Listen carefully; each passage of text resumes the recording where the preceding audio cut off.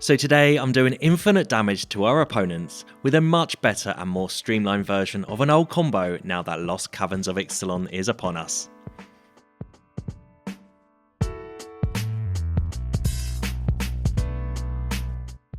Hey everyone, Hex here, and today I've got something truly special for you.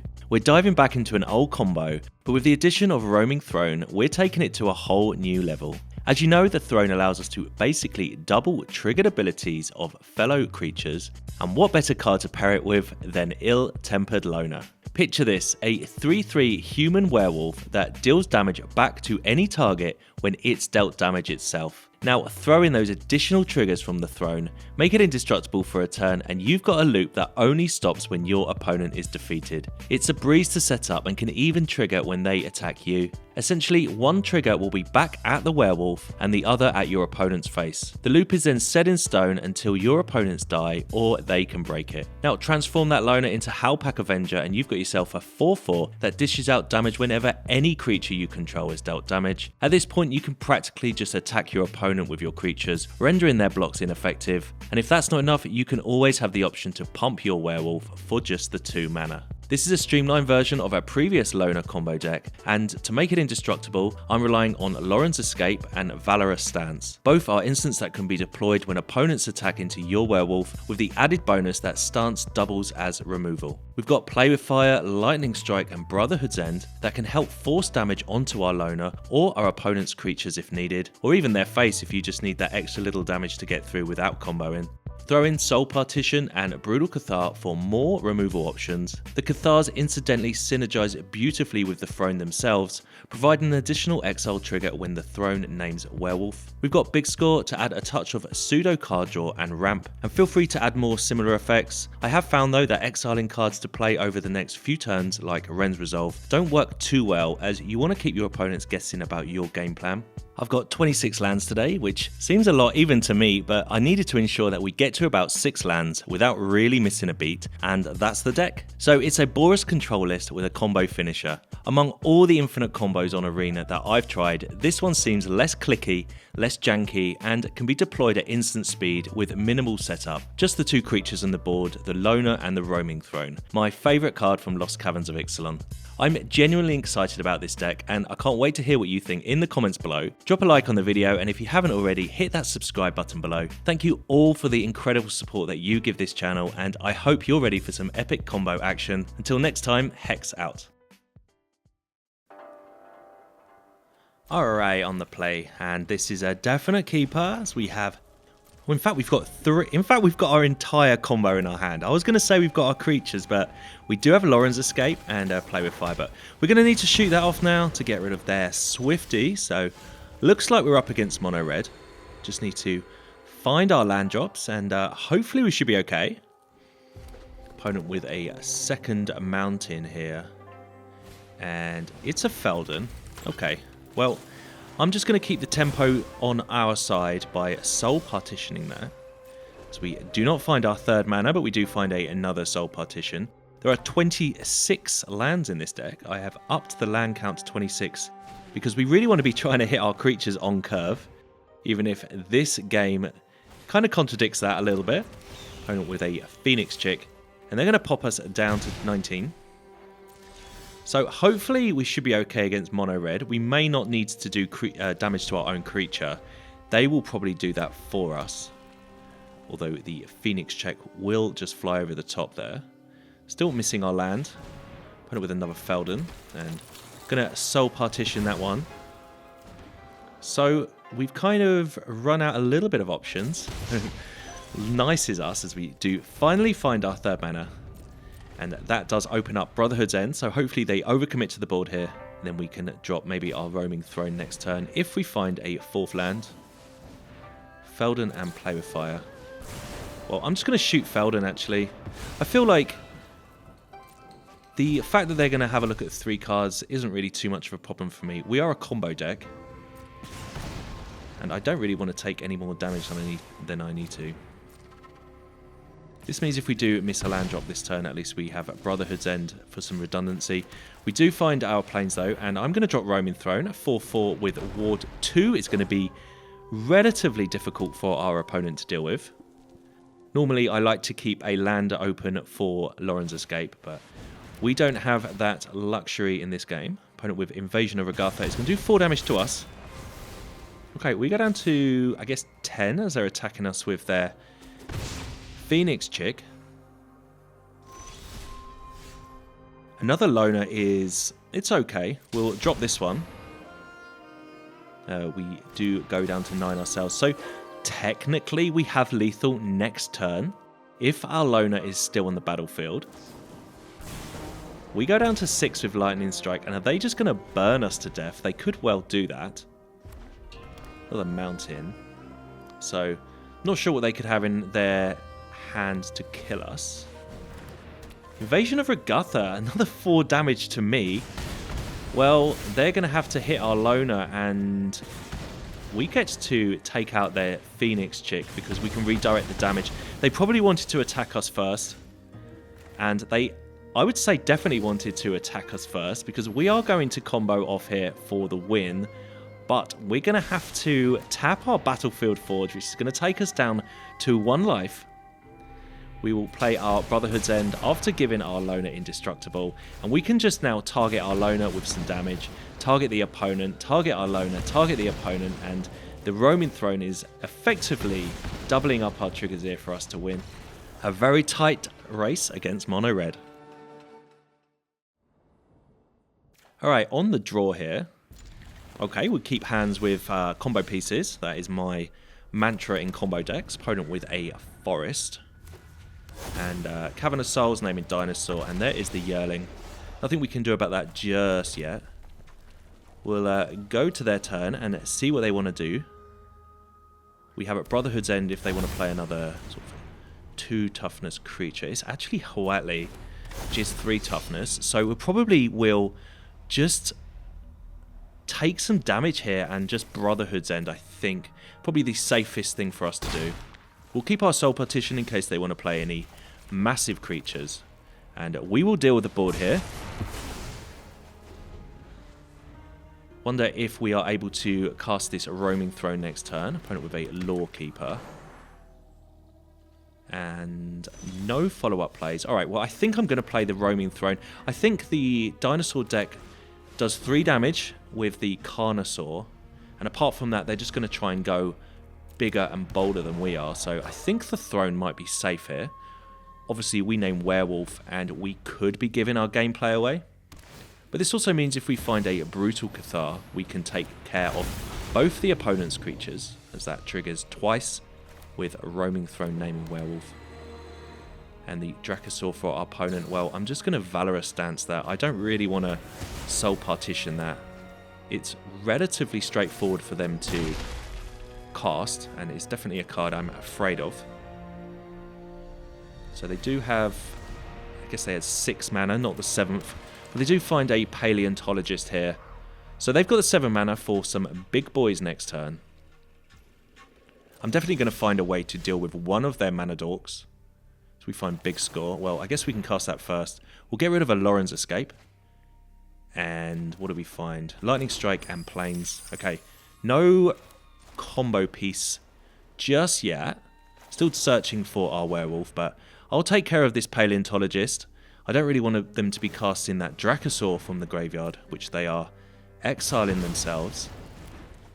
And let's see if we can find a way to sneak a win here. We will keep attacking though. Opponent down to 13 life.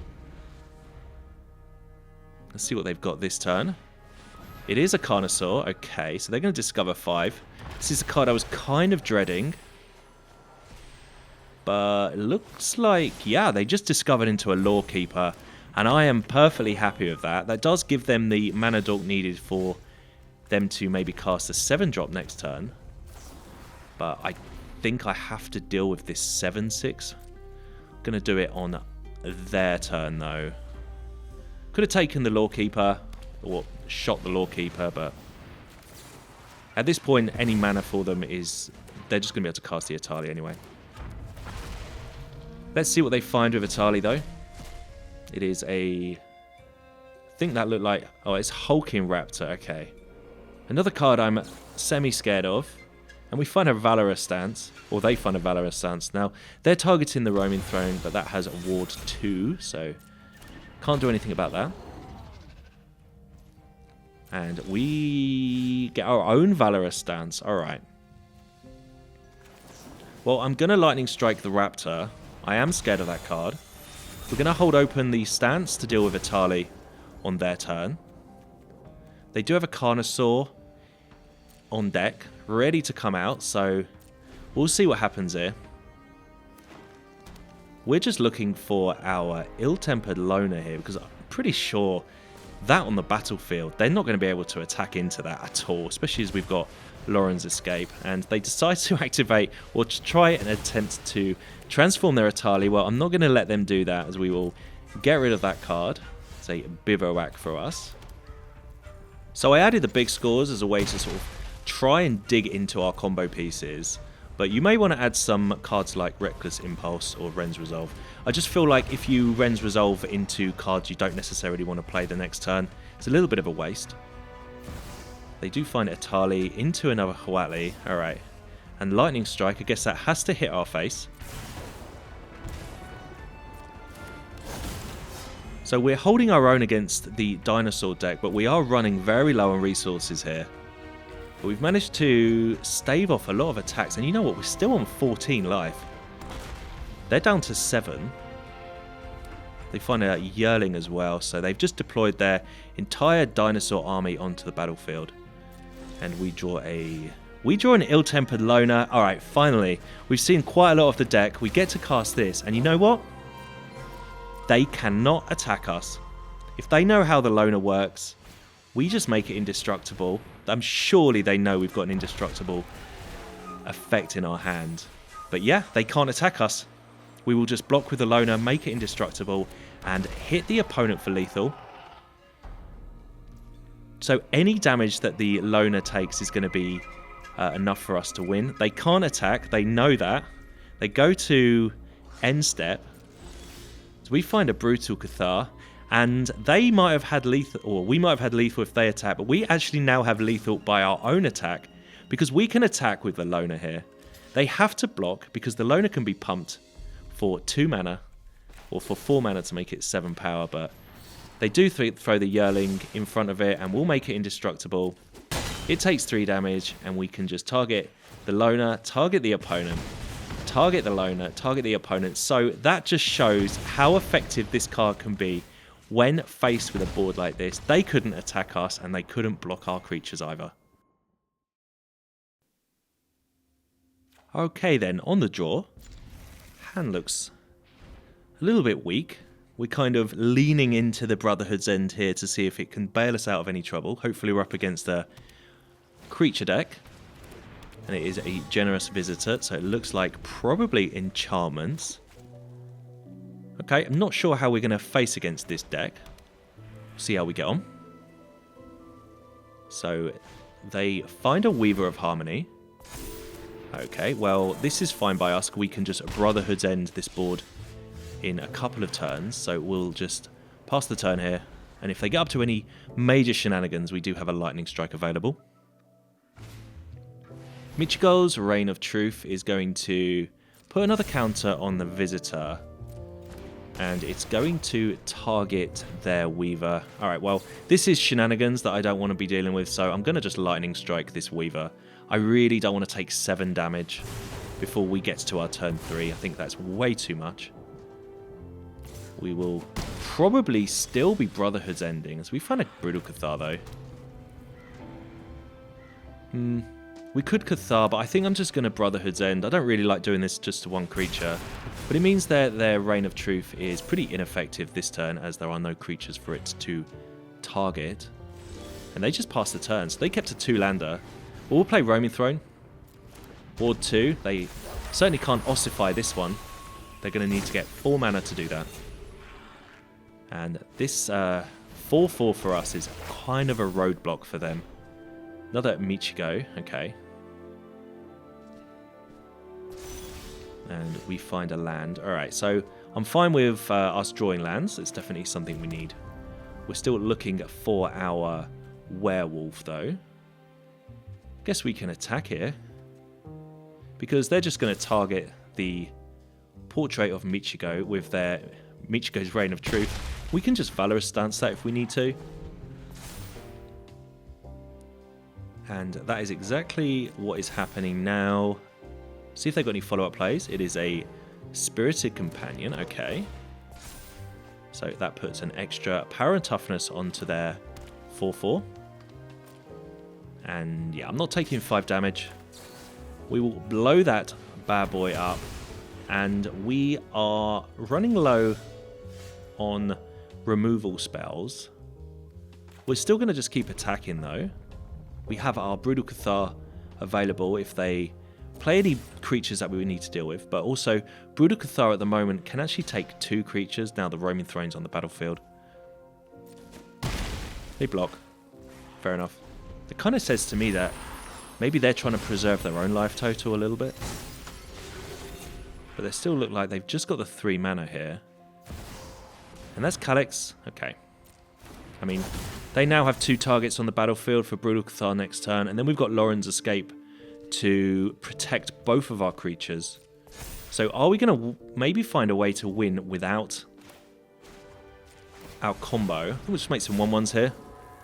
Pass turn.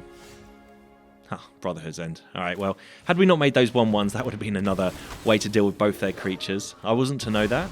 So I'm still going for Brutal Cathar here so we can get as much damage through as possible. Take them down to 10, and we have Loran's Escape available if they do have a Ossification, which I suspect they have. They just haven't been able to target our Roaming Throne. There it is. Ossification. And they are going for the Brutal Cathar. Well, I'm absolutely going to give that Hexproof and Indestructible. Loran's Escape is my favourite of the Indestructible cards as it does give Hexproof. The stances are great though at taking care of the big creatures, and opponent just scoops it up. Yep. Alright, on the play. Yeah, I don't like just all of that burn spells. I mean, this hand's excellent. We literally have our combo in our hand, so we'll bottom the Soul Partition. Can we find a way to get all of these creatures on the battlefield in time? See what we're up against here. Opponent with a Plains, okay, and Survivor of Corliss. Alright, is this a soldier deck? Could be mono white soldiers if they're playing that card. I kind of like our chances against decks like this. We can just go for our own game plan, and the Roaming Throne is a bit of a blocker for them to have to deal with. I guess they could have a Brutal Cathar.